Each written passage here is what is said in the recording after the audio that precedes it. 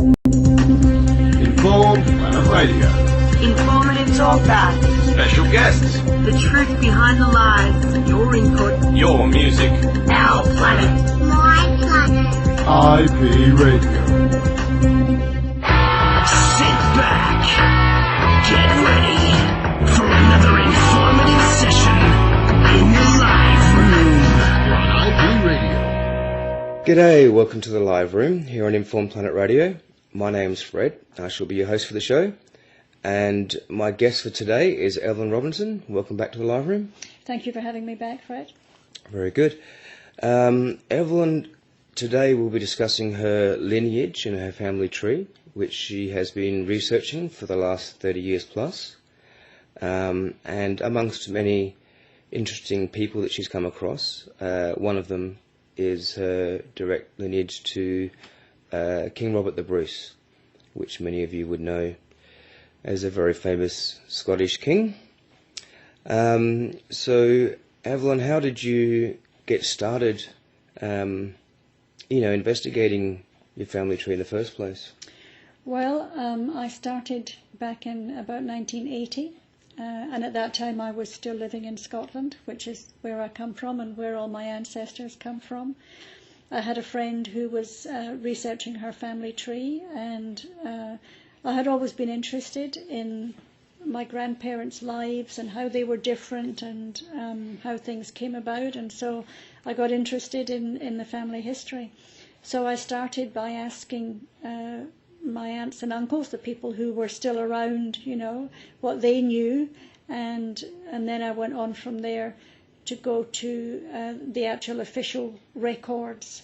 And once I got started, I must admit it does become a bit sort of addictive, and it just gets more and more interesting. Mm-hmm. And so it's been 35 years now, off and on, that I've been researching this. Okay.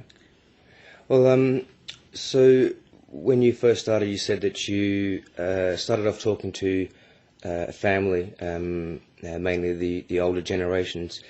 So for people wanting to start looking for through their own family history, is that's the best place to start? Is to get the sort of official information straight from the horse's mouth, so to speak? Well, yes, I think it is. I mean, you need to have a starting point. You need to have something to go on. In families, there are some people who remember things and some people who don't. There are some people who don't want to talk about the family, and I came across that. There are some people who are unwilling, and they're a bit suspicious. Why would you want to, dig out all that old stuff again? Mm-hmm. And there are some people who think they know things, but actually they're inaccurate. Various stories might have been passed down through the family, but they may not actually be true. Okay. So family is definitely a good starting point. But you have to keep in mind that you need to verify everything that people tell you. Mm-hmm. And so being 35 years ago now, no internet around, what was your next step from there? Well, in Scotland there's a building called, or was, as you said, everything's online now, but at that time New Register House in Edinburgh kept all the records, all the Scottish records, and what you had to do was you had to book ahead and book a day there. You paid for it, and you were there from, I think, 9 till 5. You got a day, and what you had to do was try and fit in as many inquiries as you could in that day, once you'd paid your fee. They were very strict there, as they would have to be, because these are the originals of the records, and I don't think anybody now ever gets to see those originals, and I consider it a great privilege that I actually did get to see all those original documents. It's great being able to do it online, but it was especially thrilling to actually handle the original documents. Yeah. So you went there, you paid your money, you lined up, and they searched you on the way in because you were not able to take a pen in there. Okay. They would just just turn you away if you had a pen. Why do you have a quill and a jar of ink on your pocket? You could have pencils. You had to write everything in pencil. So, and that would be to stop people going in and forging documents. Exactly. And putting their name down well, under a royal lineage or something. Anything. People could try to alter things for all sorts of reasons. They wanted to inherit money, or they wanted to cover up a family secret, or goodness knows what. So first of all, you weren't allowed to have a pen. And secondly, you weren't supposed to be left alone with any of these documents, because you could tear something out and put it in your pocket or whatever. You couldn't take a photograph. No cameras were allowed. They also searched you for cameras. You couldn't take a photograph of any documents. There was no such thing as photocopying. So what you had to do was look at a document and write by hand, copy down all the information on the document on a bit of paper. So you just had to have lots of paper with you and lots of pencils and sharpeners so that you could do as much as you could. The staff there were very knowledgeable and very helpful. Sometimes there were abbreviations on certificates and things that we might not understand, and they were very helpful with that. They knew when certain things took place. For example, the first census in Scotland was 1841. And then it was every 10 years after that. It became compulsory to register births, deaths and marriages in 1855. Right. It's in Britain anyway. Yes, in Britain. Or in Scotland. I'm not sure if England was exactly the same. Sometimes they're a bit different.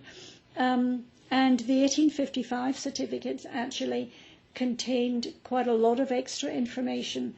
And as time went on, they cut back on the amount of information.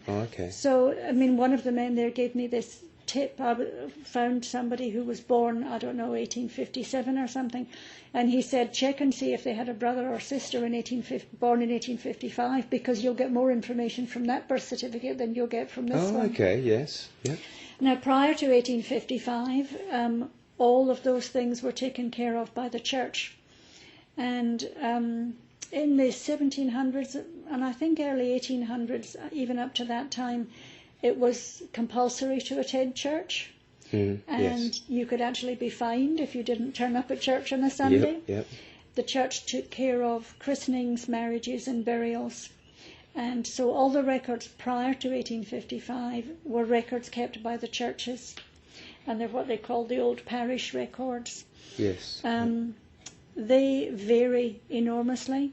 Some of them were done very carefully and very neatly and formally, and others were very intermittent and very untidy, sometimes hard to read the writing. So it depends on the actual person themselves, what kind of education they've had, experience, and whether they're half drunk that evening. Yes, and the level of commitment they had. Some of them took the job very seriously. It wasn't always the minister who did it. Occasionally it was the local schoolmaster, or anybody in the village, I suppose, who could write and who was willing to do it, and who would take the time to do it. Some of them, as I said, are beautifully done, and everything is very detailed with dates and names and everything. Others were pretty scrappy. Some of them had interesting little stories attached to them, especially if there was an illegitimate child, which, there quite often was. In Scotland, they called them a natural child. So you'd see in the record a natural child. And it was unusual for a father to be named if the child was illegitimate. But sometimes the child was recorded under the father's name if he came forward, came to the christening and acknowledged being the father. And occasionally there would be a story about who the father was or might have been. Sometimes they would say this was a natural child born to, Mary Smith.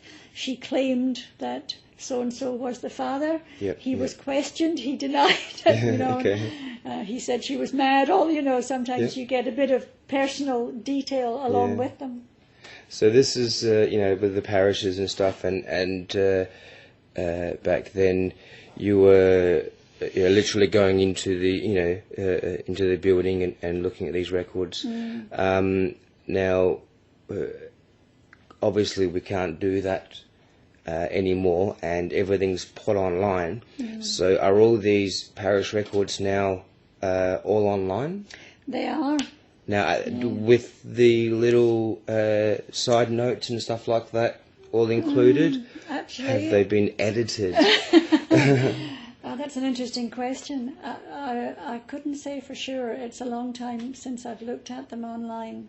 Do you think they would have scanned document as is and just put it up? That's the thing. Or would they have left, parts aside if it, with the side notes on a separate bit of paper, perhaps? From what I can remember, and it's a while since I've done this online. From what I can remember, they have typed up all the names, so you can look a person up. Say you look up, Mary Smith, for example, and it will give you her christening date, say, and the details. And sometimes it will say on there, this was not clear, the name was not clear, or something like that. Okay. You can then request to see the original. Right. And they will then give you like a photocopy of the original. Yep. And you can enlarge it and you can look at it yourself. Yep. So I think you have the option. I think you can look at the list and find if you just want the details. Yep. Or you can request a photocopy. Okay. And then you can download that. Yep. I've got some that I've printed off. Yep. So today's day and age, for people wanting to research themselves, that would be the next step then, would be to go online to look at official documents and records for the area that they were in and there are censuses. many people have put their family trees online. Yes. There are sites like Ancestry.com and Genes Reunited and Family Search. There are a lot of websites where people can put their family tree out there. Okay. And that can be very helpful, but you always have to remember that people don't always get things right. These are not always accurate. And you might find something useful or interesting on there, but if you want to do the job properly, you have to then take that information and confirm it for yourself and go to the official government records to make sure. If you want, So when you first started, were you literally writing down yourself the lineage, person after person type thing, and handwriting everything?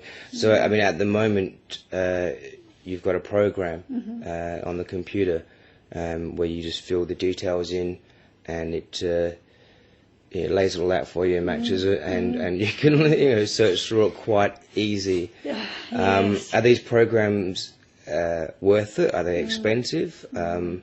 Is this something that anybody wishing to do a serious research on their family tree and keep the record, is this something that they would need in this day and age?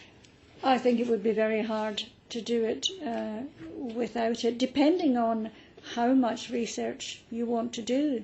Because, some people just want to know who were my grandparents, who were my great-grandparents, where did they live, It depends how much information you plan to store.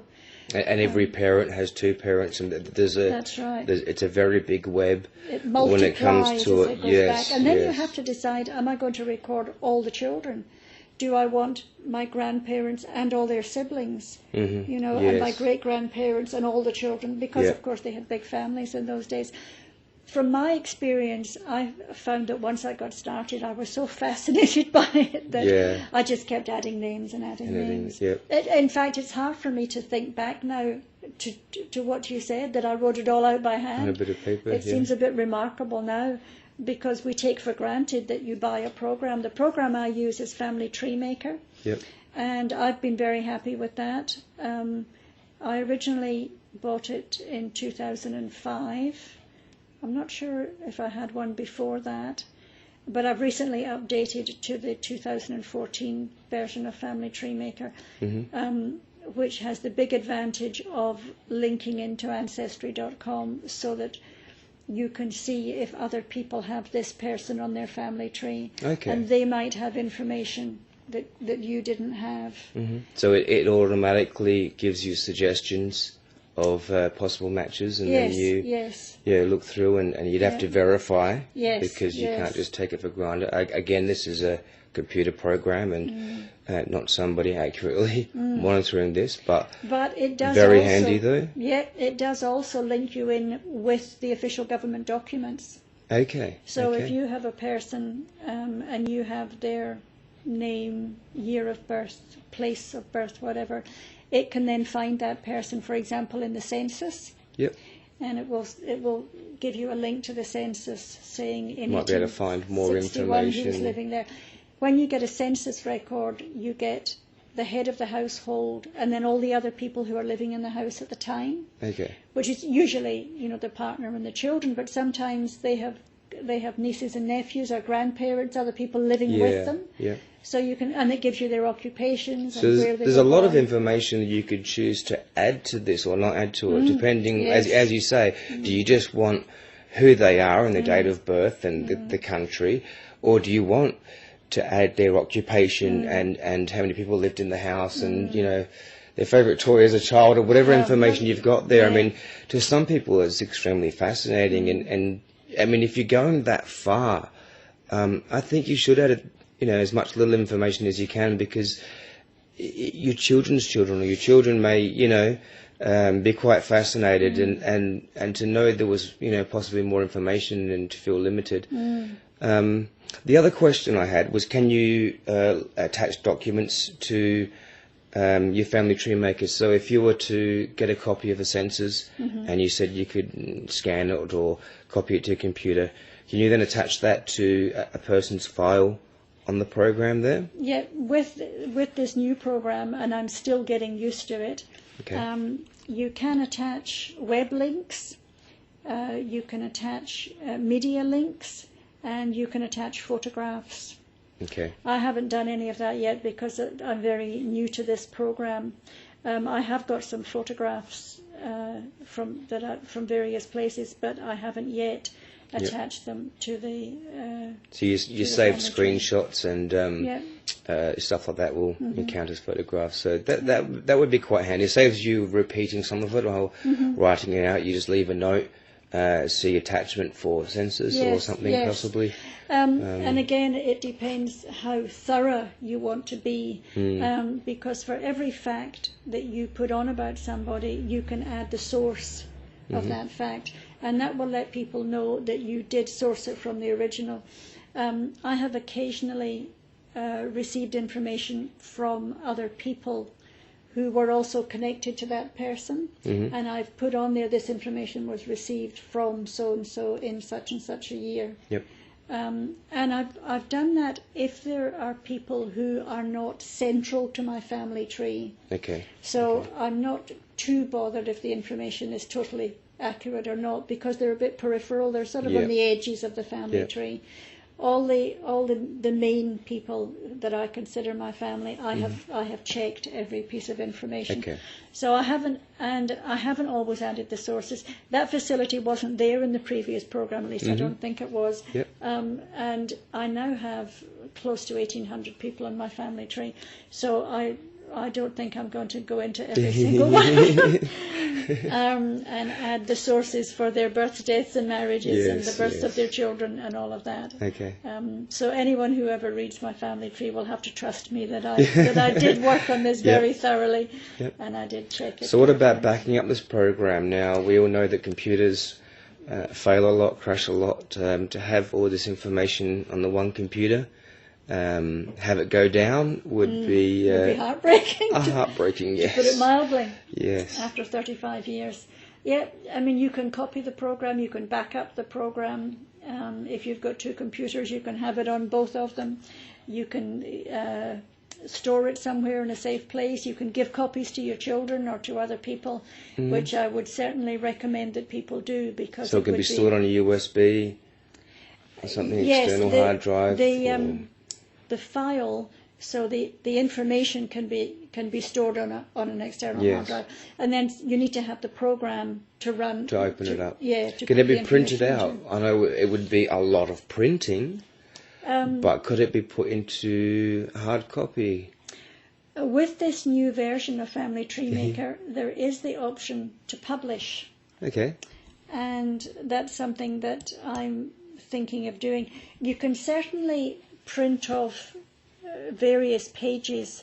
You can print off what they call a descendant chart or a relationship chart or a pedigree chart. Yeah. Something like you would see on the TV where they just have the boxes and then the lines going down to the next person. Yes.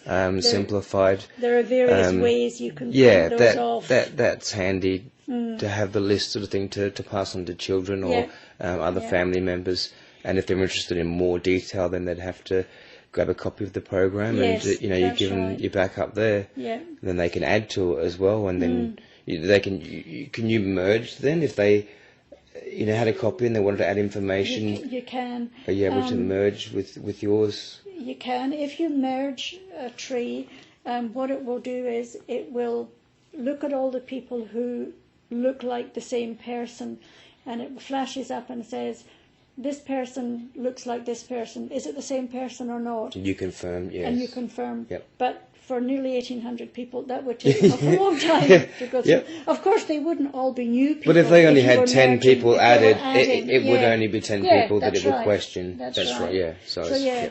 Yep. I would love to publish my family tree. I have seen them published, and of course I have one line of my family which has published a family tree which I have a copy of. Yep. The only difficulty I have with that is never quite knowing when I'm finished. Mm-hmm. And I actually found a very interesting piece of new information just last week. Okay. With this new program, with the suggestions and the links that it gives you. There because are more it's opportunities. Now online and connected to it. Yep. It's online and yes. it's linked into other people's family trees and to other documents. Yep. I discovered a directory from the early 1800s that I didn't even know existed. Okay. And so... like a census type, a collection of data? Yes. I mean, the first census was 1841. But in some places prior to that, they made a list of all the people who lived in the city. Right. And so it was really just names and addresses of who lived in which house. But I didn't even know that existed from the 1820s. And now I've discovered that it did. So you can actually see know the house and the street that family lived on. Yeah. So who knows what other information might come up. Mm-hmm. So at some point I would love to publish it. But yes, I would need to make a decision at some point that I am not going to seek any more information. But that would be hard to do because... I think it'd be sort of a never-ending thing. Yes, yeah. But I mean, you can always pass it on to children or to somebody else who's interested in the family to finish off then, I guess. Yes, indeed. And somebody could hopefully add to it. Mm. Mm. So, amongst the many interesting people you've come across, other than King Robert the Bruce, has there been any other notable relations to speak of? Well, I also discovered that on the same side of the family as the line to Robert the Bruce, we're actually connected to the current royal family in Britain, the younger members of the family. Diana, Princess of Wales, her grandmother was Baroness Fermoy, and she was actually my 7th cousin. Okay.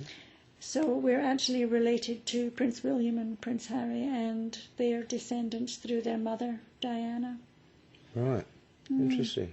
There, apparently, from King Robert the Bruce down to the Queen, down to the current royal family, there is a line.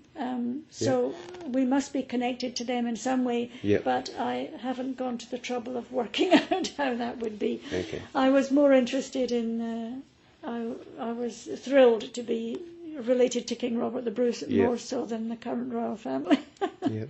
Is that a connection that you were in particular looking for? Is that was there a source or when you started doing your family tree? Were you hoping for some kind of connection to King Robert the Bruce, like to the royal lineage, or maybe Robert Burns, a poet, or something? Not at all, really. I started doing it just because of my interest in the family. Of course, with my name being Burns, people used to say to me, "Are you descended from Robert Burns?" And I used to think it would be lovely to find out. I was, being a big Burns fan, but I haven't been able to make that connection. And the reason is that my great grandfather was a man called Charles Burns. Right. But unfortunately, he didn't marry my great grandmother. He was named as the father of the child, but they weren't married. And because he didn't get married, I can't find out who his parents were. Because the marriage certificate has the names of the parents and the age of the person. So if you get a marriage certificate, you know he was born in this year and these are his parents, so you can find his birth. If you don't have a marriage certificate, he was called Charles Burns. There could have been 100 people called Charles Burns. You can't pin the person down and say, I know that's the right person. So when you come to a place like that, the line just stops there. You can't go any further with that. So I may or may not be descended from Robert Burns, but I can't prove it one way or the other. Okay. So you said before that some family likes to, or doesn't like to talk about the history and wants to hide things and stuff like that. And it's generally because there's been some shame or some lunatic in the family. Have you come across any madmen, any serial killers, or any shameful members that you may want to keep a secret, but you will divulge just for us? Yes, I'll change the names to protect the guilty. I did have one ancestor going back a long way who was charged with murder. Okay. Apparently there was some kind of family feud, and somebody was murdered, a man was murdered, and my ancestor was accused, but he was not found guilty. Well, in those days they didn't have courts like they do now. He was apparently given a pardon, so I'm not sure whether that means he was guilty and they didn't punish him, or whether he was found not guilty. There couple of gold coins, I'm out of here. Yes, it could have been. Family members sometimes want to cover up illegitimacy because that was considered, until very recently, to be a shameful thing in the family and an embarrassment. And my great-grandmother had an illegitimate child, and she was close to 40, 37 or something when she had the child, and she had already had a large family, and her husband had died. And then, and so my grandfather, who was her son, was about 20 years old or something when she got pregnant again. Okay. And the family were very embarrassed and very angry at her, and she actually had to leave town, literally leave town, and she moved, further away. It was such an awful thing to happen. This is a 37-year-old grown woman with this, grown children, and just has another child. It's and so the family really wanted to cover that up. They did not want that to be talked about. So if anybody's listening out there, just keep that one to yourselves, please. That didn't happen. Well, I didn't say on which side of the family it was. If some of this was beeped later on, you'll understand why. Other than that, some people would like to think that their ancestors were sort of high-class people, and they don't like it if you find out that they were, farm labourers or worked in a factory or were very poor. And they'd rather not know. They'd rather imagine that things were much nicer than they thought they were. And sometimes they're just afraid of something turning up that they don't like. Not anything in particular. There was another case in the family, and again, no names, no pectoral, where someone pretended to be married but actually wasn't married because one of them was already married and couldn't get a divorce because it wasn't easy to get a divorce. And the woman changed her name by deed poll so that they could pretend to be married. And a lot of people in the family didn't know that this had happened, that he was actually already married to someone else and had a family and had virtually abandoned. Well, in those days it was seen as abandoning your wife and family, because men were supposed to support the family. And to walk out on a wife and children was a very bad thing to do, because in those days there was no pension, no social security, nothing like that.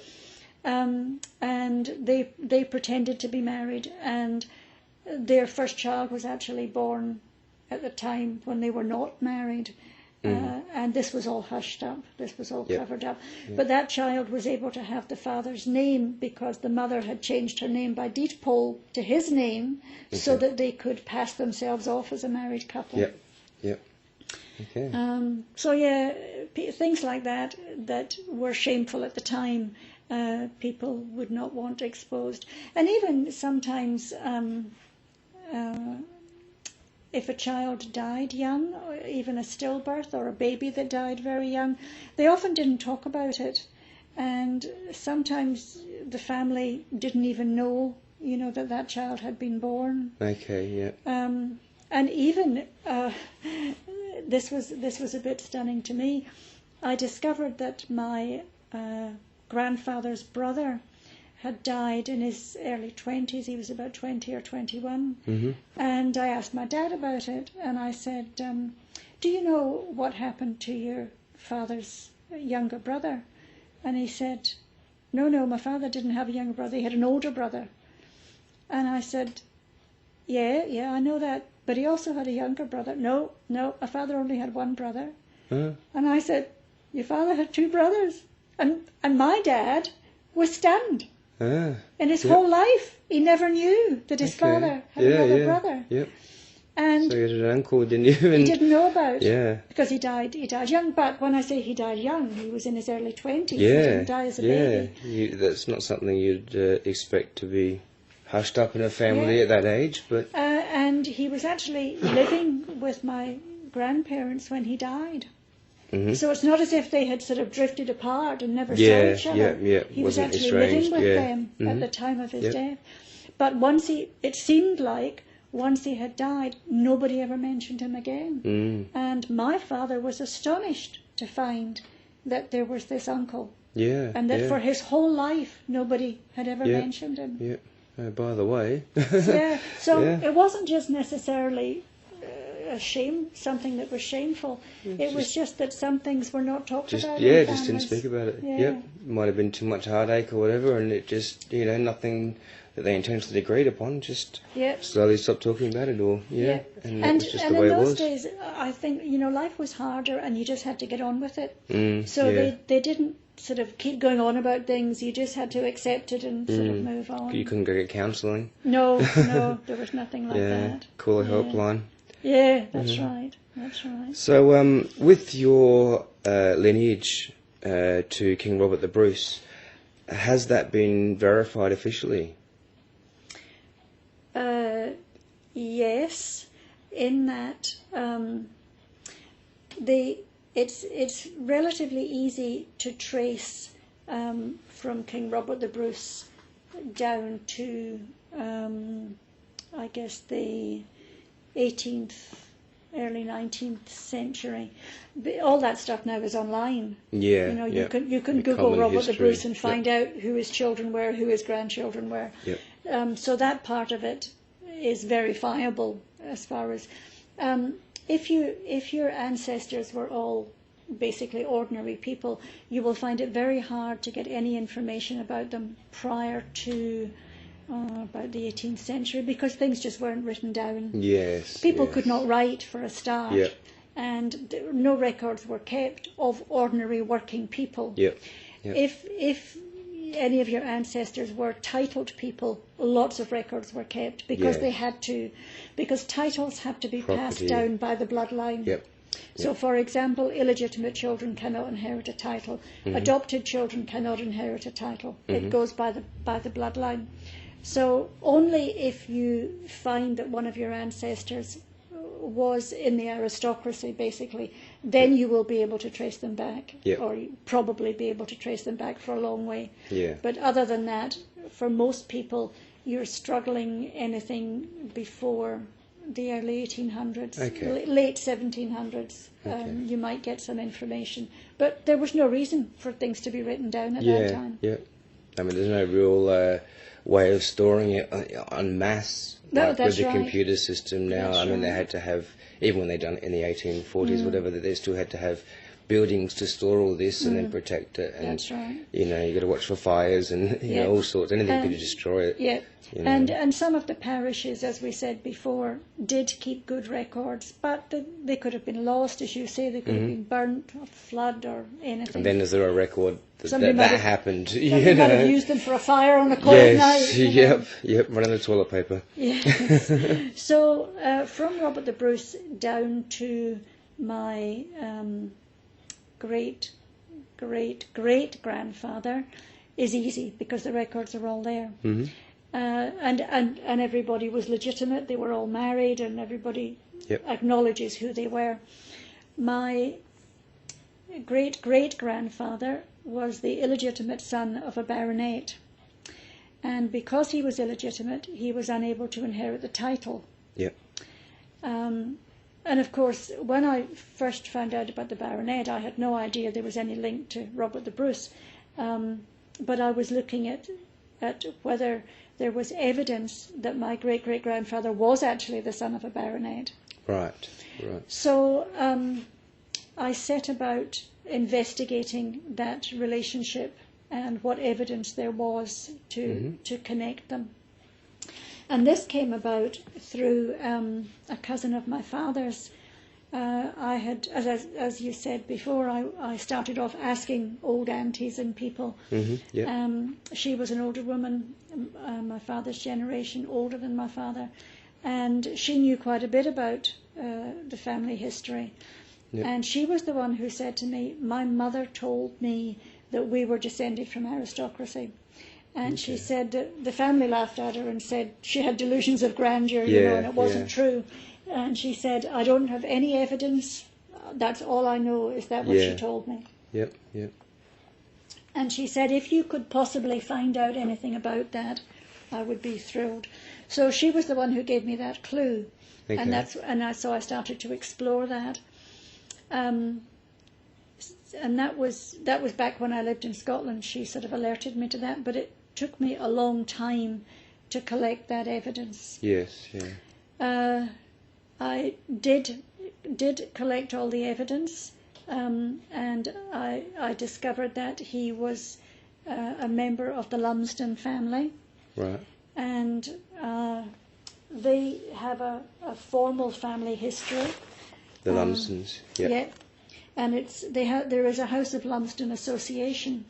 I found their webpage and I contacted the official historian for the House of Lumsden, and he's the one who writes the family history and publishes it and regularly updates it. Now, are they sort of the main descendants now through that lineage of King Robert the Bruce then? Is that why? Oh, well, no. I mean, there are hundreds of lines from Robert the Bruce downwards. They go in. Just wondering why they have their own directions. association. It's just that somebody in the family decided to create it, I guess. Yes. The Lumsdens are a very old family. Right. I've traced them back to about the 11th, 12th century. Right. So there would be thousands of Lumsdens. Not only in Scotland now, they're all over the world, of course. Yep. And in the family history book, which you can see is quite heavy and has a lot of information in his photographs, there is information about people in all different countries who are Lumsdens and descended from Lumsdens. So it doesn't just mean that your name is Lumsden, because it could have been your mother who was a Lumsden and she married someone else. But if you have a lineage through the Lumsden family, then you're considered part of the House of Lumsden. Okay. So I contacted the historian and explained the situation to him, and because I had an earlier version some information from an earlier version of the history of the Lumsden family, and my great-great-grandfather was mentioned in there. Right. It did actually say that he was the son of Harry Niven Lumsden, who was the baronet. So Okay. they knew about him. He was Right. in the family history. Yep, yep. It gave his first name as Alexander, but they said that he died before his father died. Okay. Didn't say he was illegitimate. It just said that he had a son called Alexander, but he predeceased him, Yep. and that's why he didn't inherit the title. Yep. So I wrote to the historian and said, I'm descended from Alexander, and he didn't die as a child. He married and had children, and one of those children was my great-grandmother. Yep.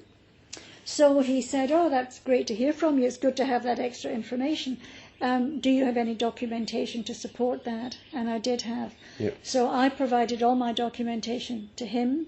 He checked it all out and accepted it and said, yes, it all holds up. Okay. And when they published the updated version, which was in 2004, I don't know if there's been another one since then, but my great-great-grandfather is now included in the family history. His name was Alexander Niven. He was born in 1811, and it says a bit about him. So that is the official confirmation that he was a Lumsden Yes. at birth. Yep. Very good.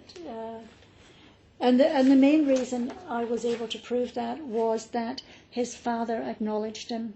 Yes. His father, I've got the christening record, and it's written on there, Even though he's illegitimate. even though he was illegitimate. Yep. So his father obviously was an honourable man. He turned up at the christening and said, this is my child, and I want him to have my name. Okay. So if the father hadn't come to the christening, the child would not have been Yep. given his name, especially when he came from a titled family. You can't Yes, just say, yeah. I think my child is the son of Lord so-and-so, so I'm going to call him that. Yeah, In those yeah. days, you couldn't do that. Yeah. Yeah. His mother's name was Watt, W-A-T-T, Okay. but he was christened with the name of Niven, which Right. was his father's name. Yep. Yep. His father's mother was a Lumsden, and he became Harry Niven Lumsden when he inherited the estate. So Alexander Niven was christened with the name Niven. So Okay. that could not have happened if his father had not stood up and said, this is my son, my name is Niven, he will have my name. He never used his mother's name. All illegitimate children were called by their mother's names, their mother's last names Yep. in those days. So the title wasn't passed down. What about the estate? No, the estate wasn't passed down either, but his father died when he was 11, and his father had two sisters who apparently took on the care of the child. And I just found out last week that Alexander also lived with his grandfather, John Niven, Harry Okay. Niven's father. He lived with him when he was a student. So the family paid for his education. He went to Aberdeen University for 3 years and became a lawyer. And they then gave him a job in the family law firm. He worked for a man called Clements Lumsden, who was his cousin of his father's. And they also gave him a house. He was what they called a life renter, which doesn't mean that he paid rent. It means that he was allowed to live in this house for life. Mm-hmm. Yep. He didn't own it and he couldn't pass it on, Yep. but it was his property for life. Yep. And I visited that house, and the owner... Is this the Clover Well, estate? this house that he was allowed to live in was called Nether Hall, which is Right. on the Clover estate. The Clover estate Oh, is okay. enormous. Oh, okay. There's a Clover house on the estate, Yep. but there's a huge amount of land. I can't remember how many Right. acres. And that's the family That's the family estate. Yeah. Right. So he did not inherit the estate, but they Yeah. did look after him. So he had a profession. He was what they called a writer to the signet, which was a lawyer. Mm-hmm. And he had a home to live in, and he lived with the family at some time after his father died. So it seems that they took good care of him after the death of his father. Okay. Okay. Very good. Okay. Well, we shall take a break, and we will be right back speaking with Evelyn Robinson. And when we do come back, we'll go through the lineage from King Robert the Bruce down to Evelyn herself and discuss a little bit about, some of the descendants along the way.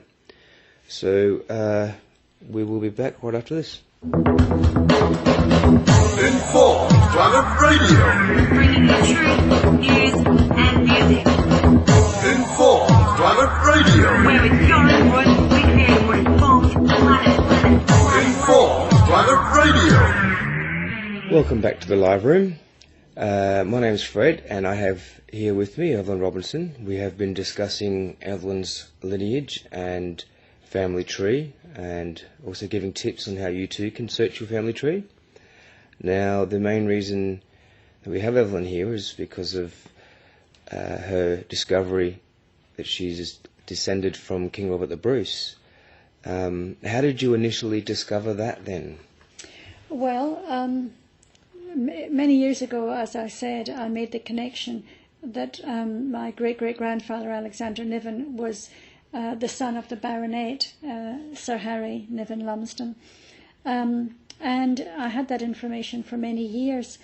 And then, of course, with the internet, I had my family tree on a site called Genes Reunited. And I was contacted, I think about maybe 8 or 9 years ago, by a cousin who lived in Scotland. His name is Bill. And his grandmother and my grandmother, I believe, were cousins. And he had seen my family tree, and he contacted me, and he said, I've only just started researching my family tree. I think he had been doing it for 3 weeks. Okay. And I found your family tree, and you've got heaps of information on there. Because I, of course, by that time had been doing it for, more than 25 years. Yeah. And he said, would it be really rude of me to ask if I could, use some of your information? And I said, you're very welcome to it. I'm happy for you to have it. And he said, oh, that's fabulous. You've done so much work. I really appreciate it. Yeah. He said, look, I'll keep looking and just see if I can find anything more. And I'll share it with you, obviously, if you haven't got it already. And I said, yeah, that's fine, that's good. And we exchanged photographs and talked a bit about the family and stuff, which was nice. Mm-hmm. And then in 2008, I got an email from him completely out of the blue. And he said, guess what I found out? We are descended from King Robert the Bruce. And I was like, wow, it was just stunning. I think everyone, certainly of my generation who grew up in Scotland, knows about King Robert the Bruce. He's probably the most famous Scottish king of all time. Yeah. And as children, we heard the story of Robert the Bruce in the cave with the spider, watching the spider, trying to make a web and not giving up and trying and trying and trying again.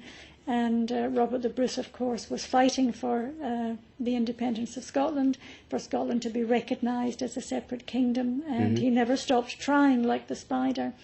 And I actually mentioned that story in my first book, Adoption and Loss, without realising at the time that he was my ancestor. Okay. So that was very exciting. So he said, look, I'll give you this information that proves the link to Robert the Bruce, because I'm so happy that you gave me all the information that you gave me in the first place that got me started. So that's how I found the link in the first place. Yeah, very good. So, we shall go through the lineage then, and we'll just, have a little bit of a talk about each person, as we go. As Evelyn said, a lot of this is kind of mainstream information. It's not hard to research King Robert the Bruce and his lineage because of his entitlement. It is records that are permanently kept and sort of always have been with kings and queens and the likes. So we won't go on too much about King Robert the Bruce, because if those of you haven't heard of him, then you'd be pretty confused by now anyway. So I know he did marry, and I know that his wife and children were even captured by the English and imprisoned for a while. That's right. Is it is it them that you descended from, or did he remarry? I'm not sure exactly what happened to them, or... Although a lot of these records have been kept, you will still find, if you look these things up on the internet, that there is sometimes a range of information, only in terms of specifics, and not everything was written down. I believe he was married twice, but his grandson, for example, I read somewhere they believe he left 19 children, but nobody's very sure. Okay. Kings often had illegitimate children, and they would give them a knighthood or something and acknowledge them.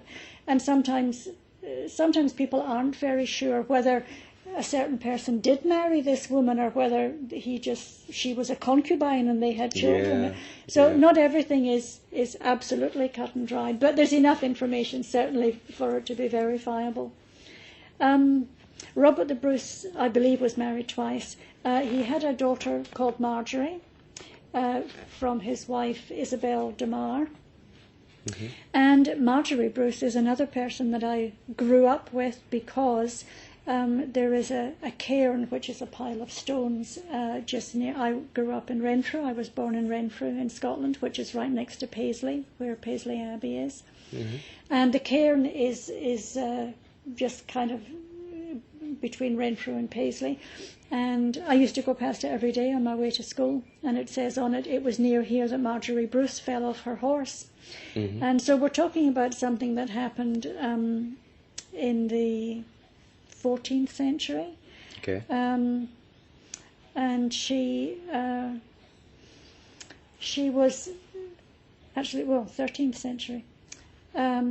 She was born in 1296, and she married a man called Walter Fitzalan Stewart, who was the High Steward of Scotland, and his castle was in Renfrew, which is my hometown. Yeah.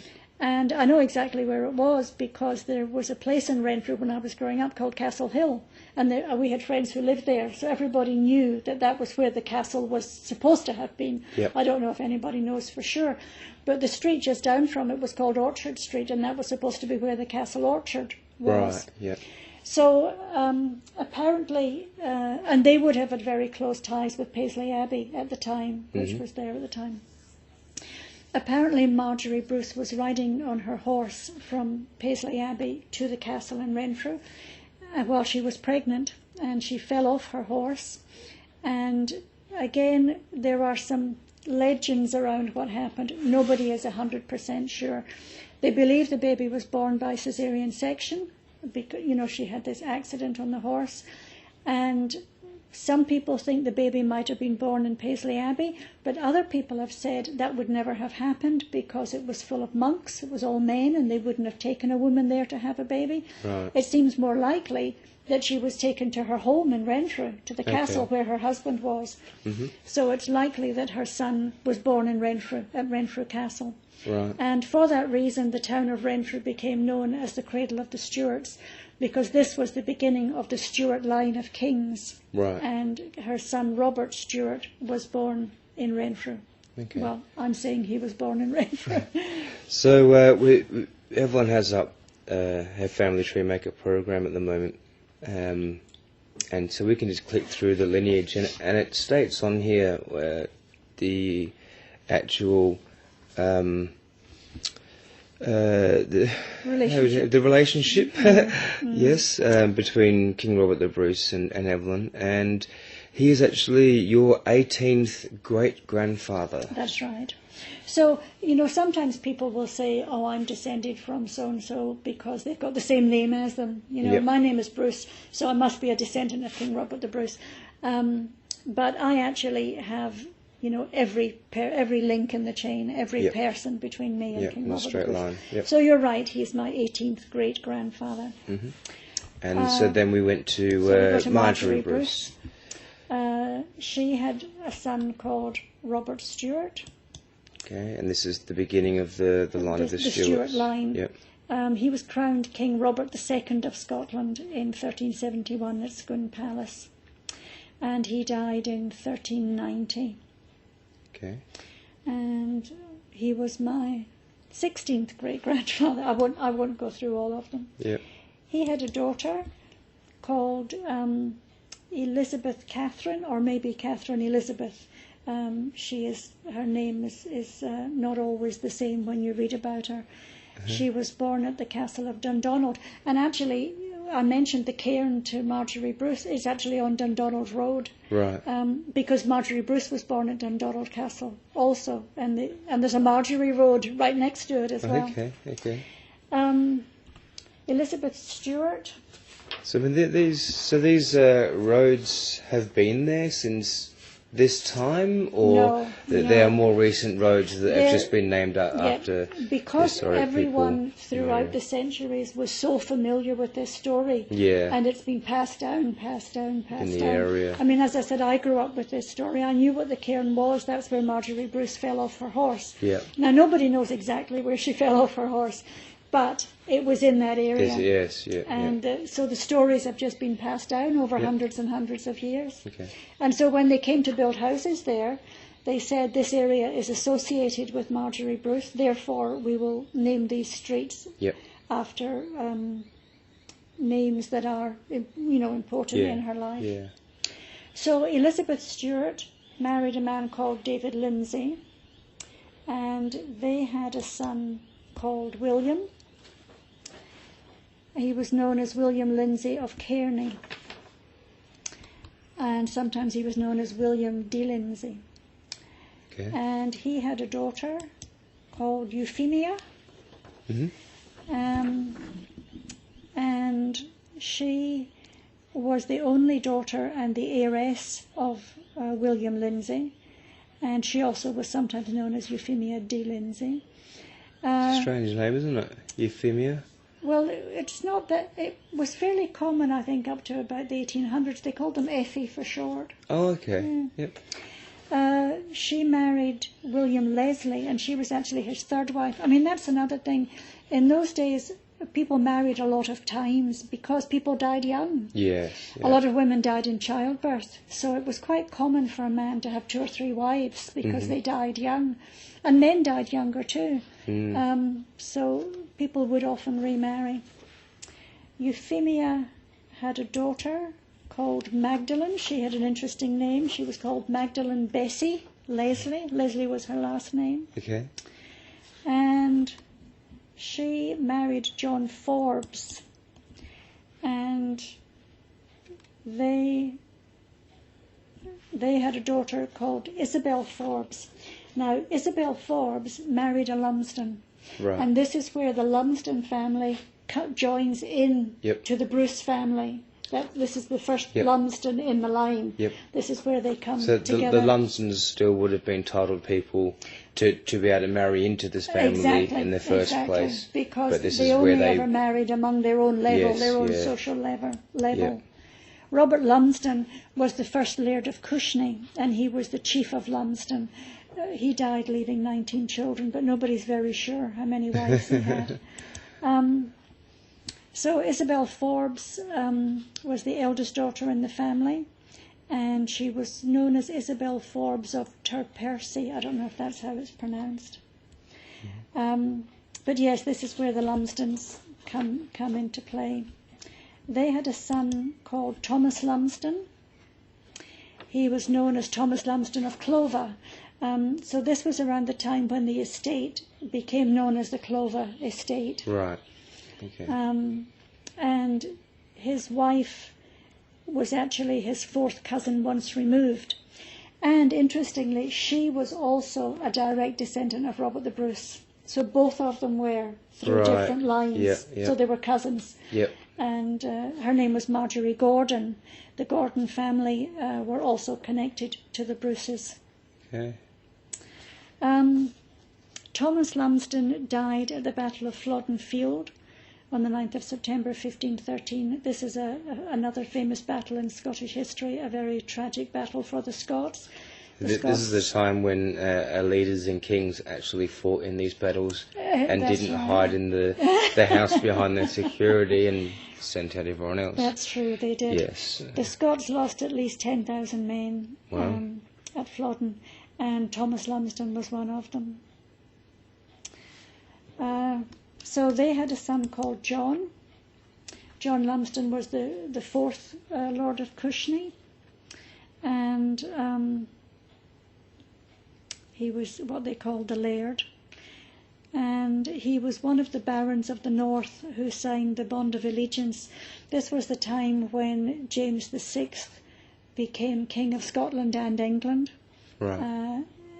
He was the son of Mary, Queen of Scots, and she was in prison at the time. Yep. John Lumsden had a son called Alexander. He was Alexander Lumsden the first of Easter Clover. And I'm not sure exactly when he was born, but it was around 1566. Now, when they use the word Easter clover there, it's probably more a representation of East clover. I think Is that so. right? I believe Yep. so, yeah. I don't know for sure, but I believe so. He's the one who was charged with murder. Oh, okay. He was granted a free pardon by King James VI. Mm-hmm. So whether he was found guilty and granted a free pardon, I haven't been able to find out. Mm-hmm. And his wife's name was Christian, which was not an uncommon name for a woman at that time. Sometimes it was written as Christian and sometimes as Christine or Christina. Mm-hmm. Okay. But her name was Christian.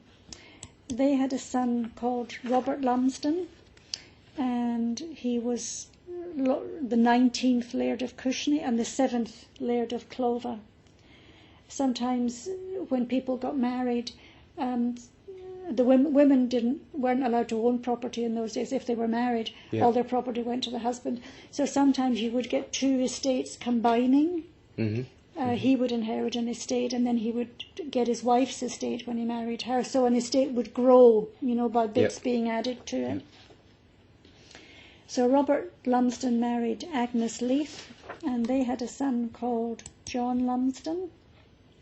He was John Lumsden of Auchendour. I'm told it's pronounced Auchendour. And another way you can find information is from old gravestones. Yes. Yeah. They go back a certain way. If they're too old, often you can't read them with the weathering. The names have been worn off. But some people, there are some wonderful volunteers who go around the country copying down names off gravestones, Okay. and they record them, and you can Yep. look them up. Yep. So he did have a gravestone at a place called Kildrummy. And sometimes it gives you a bit of information. It will say how old they were when they died, if they're children. Often it was a family grave, Yep. so you might get information about the husband and the wife and the children. Yep. John Lumsden had a son called Charles Lumsden. He also married a Gordon woman from the Gordon family, as we Right. were saying before. There was a lot of intermarriage Yes. between the titled families. Sometimes they didn't have much choice because they weren't going to marry a peasant, and That's right. to find someone your age, that's Yes. not married and not already Yes. taken, or Somebody appropriate. Mm. So he was known as Charles Lumsden I of Harlaw, and his older brother actually inherited the estate of Clover, and Charles was what they called a litster, which was a business. He got into the dyeing business, dyeing materials, and started up a business and was Okay. very successful. He married Jean Gordon, another Gordon person. Yeah. Her mother was a Gordon too, and her grandfather. And when he married her, she owned the Harlow estate, so he got her inheritance as well. Nice. So yes, and another place you can get information is wills and estates. Yes. He left a will, and it said in his will that the value of his property at his death was £23,296, 3 shillings and 4pence. Eh. That was in old Scottish pounds. Yeah. Be And any way of deciphering what that would be worth today? there is actually a website that you can go to, and you put in what the currency is, when it was, and it will translate it into Okay. modern day money. Okay. So that would have been worth close to £3 million Okay. in our time. Yep.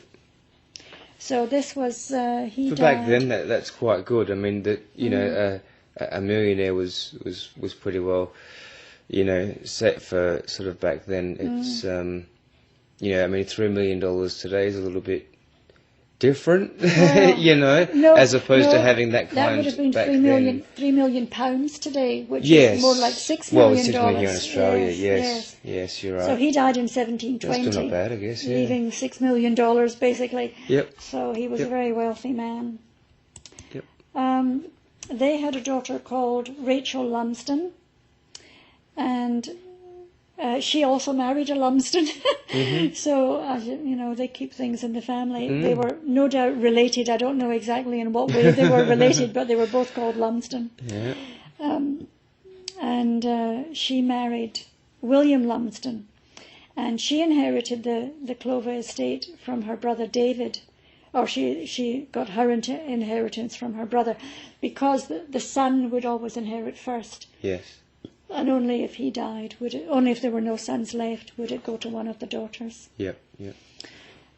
So she married William Lumsden, and they also had a daughter called Rachel Lumsden. She was called Rachel Lumsden of Harlow, and she's buried in Arbroath Abbey, and there's a stone there that talks about who she was and when she died. She married her first cousin, and he was a Niven. Right. So Rachel Lumsden married John Niven.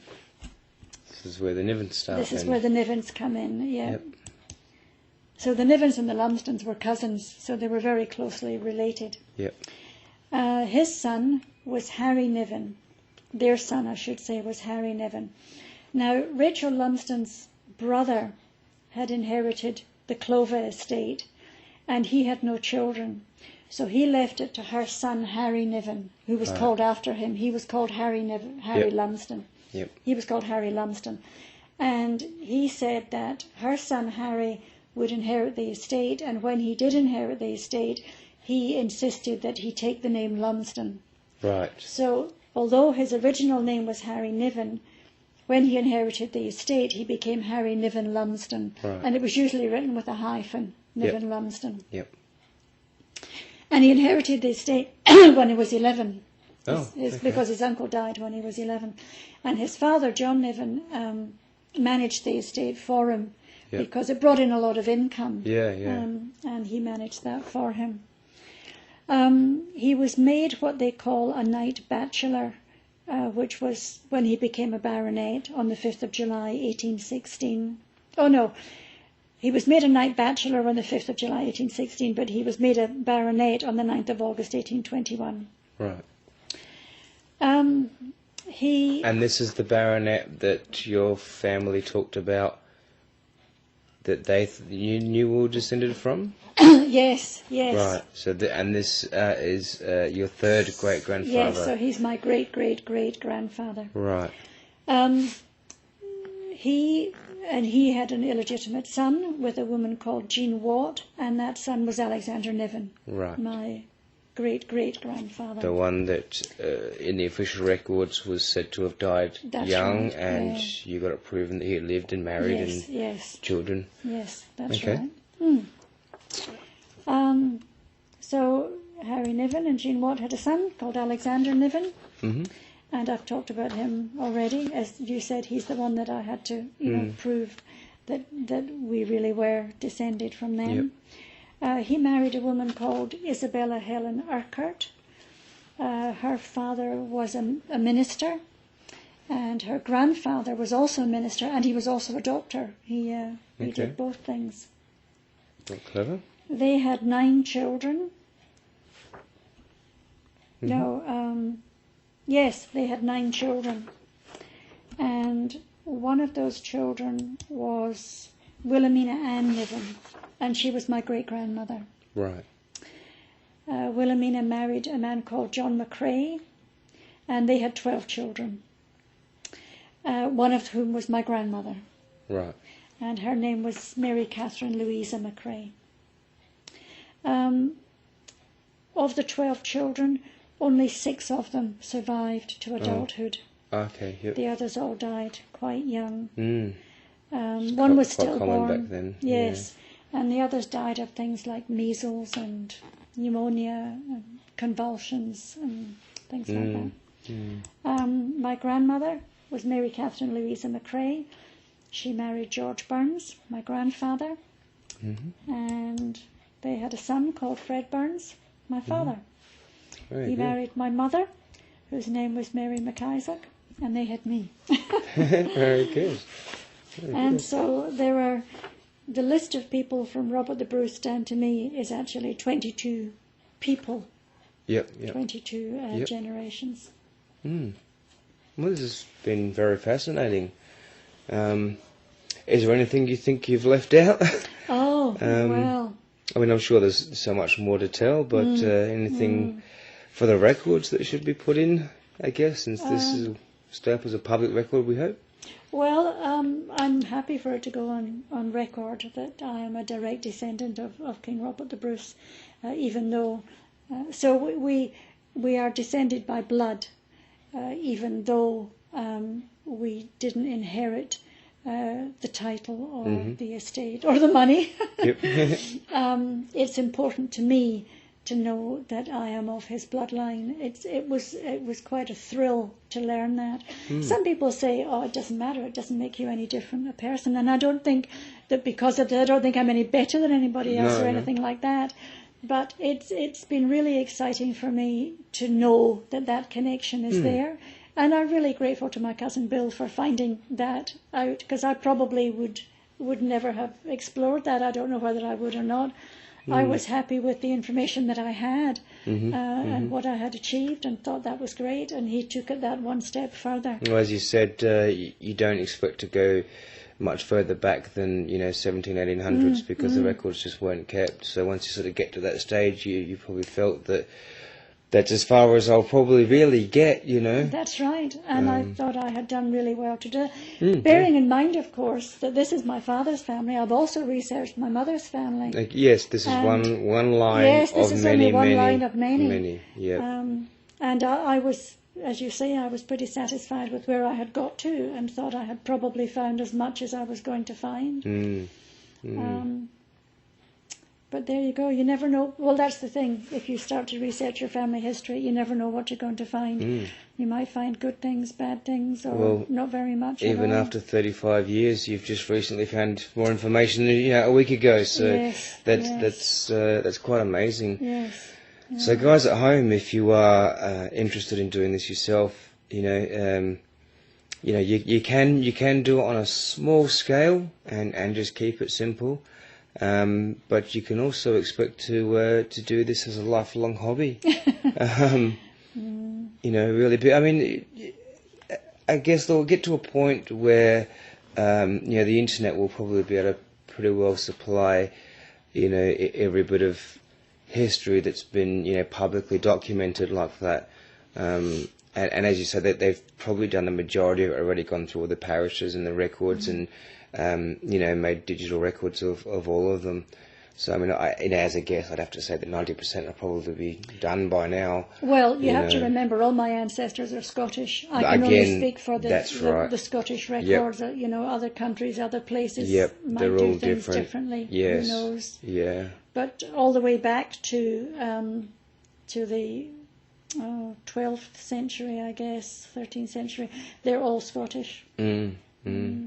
So I mean, you got to remember, guys. There's people like Genghis Khan who had 250 odd grandchildren or something silly like that. There's there's even African Americans finding out that they're related to George Washington because he had a lot of illegitimate children as well.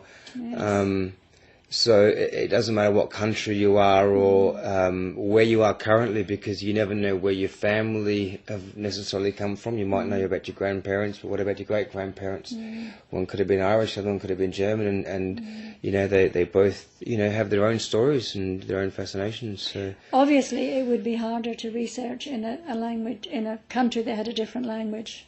It's been relatively easier for me because all my ancestors were in Scotland. Yes. It would be very hard if you had to research in a foreign language that you're not familiar with.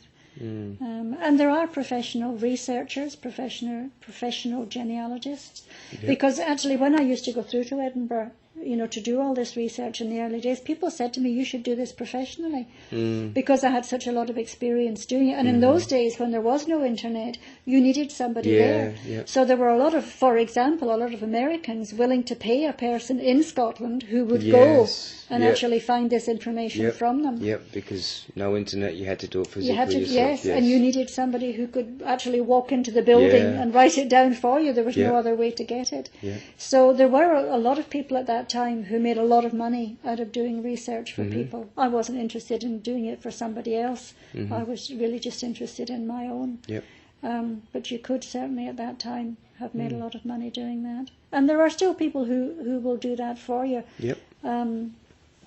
But for me, a lot of the pleasure I've found in it has been in discovering it and doing it for myself. Yeah. You feel as if these people become real to you. You've stepped into their life and you've shared their happiness and their sadness. And it's interesting to see their occupations also. The things that people did and their whole way of life. You can tell a lot from the records about how people lived. They even tells you in the census how many windows there were in the house, because at one time there was a window tax. Oh, really? Yes, and if people didn't want to pay the window tax, they took the windows out and boarded them with bricks. Wow. And lived in the dark. A window tax? Yes. Wow, and you thought GST was bad today, guys? That's a new one. A window tax. And the other thing that was interesting in the old parish records is they didn't put where somebody was born. They just put, were they born in this parish or not? It was in the sense, it was a simple yes or no. Yep. Because everything centred around the parish. Yep. And most people married somebody from their own parish. Yep. Yep. And if they weren't from the parish, they were an outsider. And on the record, it didn't say place of birth. It just said in the parish, and you got a Y for yes or an N for no. Okay. Yeah. Wow. And the other thing, as I said, was spellings. Often spellings changed, because people couldn't write. And you see on a lot of the old certificates, somebody put an X, and it says underneath it his mark or her mark, which means they were illiterate, they couldn't write, they just put an X. Like on their marriage certificate, they were supposed to sign it, or a death certificate, they were supposed to sign it, and they just had to put an X because they couldn't write. And you mentioned lunatics. I had one ancestor who died in a lunatic asylum. Okay. But in fact, he died of senile dementia. Right, And yes. that was the only place they could put someone in those days who was suffering from dementia. Yeah, well, they had no idea Yes, what was going on back then. And yeah, they just give them didn't- some they didn't electric know shock these treatment things. and throw them in the corner and Yeah. see what happens. And I had an ancestor who died in the poorhouse, but it stated that she had only been there a few days, and she did have a residence. It stated what her normal residence was. And the poorhouse, as well as being used for people who were homeless and out of work, was also used as a hospital. Okay. So if someone was taken ill and they couldn't afford a doctor, which was often the case, they would take them to the poorhouse. Whether they got any treatment or not, I don't know. They probably just cared for them until they died. And then sometimes you see in one family, in my grandmother's family, her mother died leaving a 3-month-old baby. Oh, And her mother died just after having her 12th child at the age of 39. Well, She had 12 children. The baby died not too long after. But the baby died at a different home. And what probably happened was her husband, when his wife died and he's left with, I think, 7 children, and one of them was a baby. yeah. He's given the baby, I expect, to a sort of a foster mother or someone to care for the baby, because he had to go out and work to support the other children. Yep. And he remarried within about 8 or 9 months of his wife dying, because he needed a mother for his children, I expect. Because, in those days a man couldn't really care for children. Well, as I said, he had to work to support them. Well, marriages were done out of convenience. Convenience. You know. And she had 9 more children, so he had 21 children. Wow. And that's not that long ago, because one of those children was my grandmother, so I'm not talking about hundreds of years ago. Yeah. So yes. Must have been a hard life, though. Yes. You know, it really. Very different. Yeah. Very different life to what we have now. Yeah. Now children think they're hard done by if they don't all have their own bedrooms. Oh, they don't have the video game they want. Yes. End of the world. Yes. You know, first world problems right there. Yeah. So it's really interesting to look at people's lives in the past, and it just brings history to life, because these are real people and they're my people. Yeah. I look at all these names; they're not just names to me. You know, they're my people. Yeah. That's how I feel about them. Absolutely. Well, this has been a fascinating look into your history. Thank you very much for joining us. I'm delighted to have been able to share it, because it's been a passion of mine for a long time, and I enjoy sharing it with other people. Well, I hope you don't come across anything too new to add, because we'll have to redo this. Slip the information in the middle somewhere. Yeah, You know? you just never know. No. You just never know. All right, well, guys, thank you very much for listening to us, and we shall be back with another radio show sometime or another, and we'll see you then. Thank you very much for joining us, Evelyn. Thank you again for having me. All right, see you guys. Informed Planet Radio. Informative talker. Special guests. The truth behind the lies. Your input. Your music. Our planet. My planet. IP Radio.